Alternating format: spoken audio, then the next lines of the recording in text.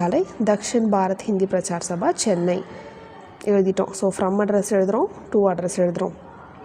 ஆதர்ணிய மகோதய், so respected sir.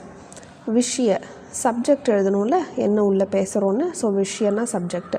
Hindi अध्यापक पद के लिए आवेदन पत्र संबंधी.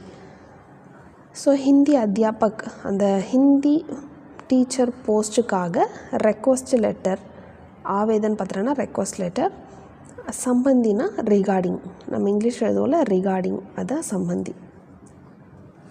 இப்போது கண்டென்ட். नमस्ते, दिनांक 15 अप्रैल 2025 नव भारत टाइम्स में प्रकाशित आपके विज्ञापन से मुझे मालूम हुआ कि आपके विद्यालय में हिंदी अध्यापक का पद रिक्त है. नमस्ते. ஸோ நமஸ்தே சொல்லி ஸ்டார்ட் பண்ணுறோம்.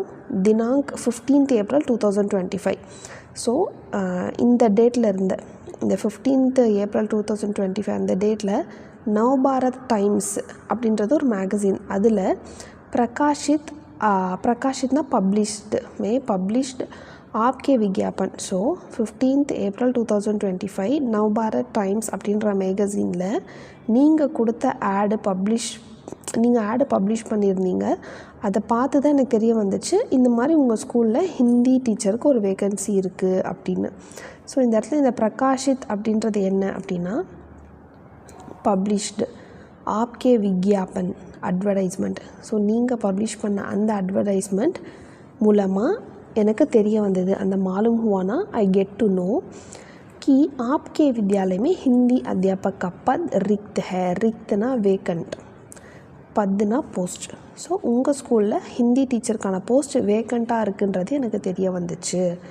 உக்த் பத் के लिए, ஸோ அந்த போஸ்ட்டுக்காக मैं अपने आवेदन प्रस्तुत करना चाहता हूँ, அந்த போஸ்ட்டுக்காக நான் லெட்டர் எழுத விரும்புகிறேன். मेरा जीवन वृत्त नीचे दिया गया है.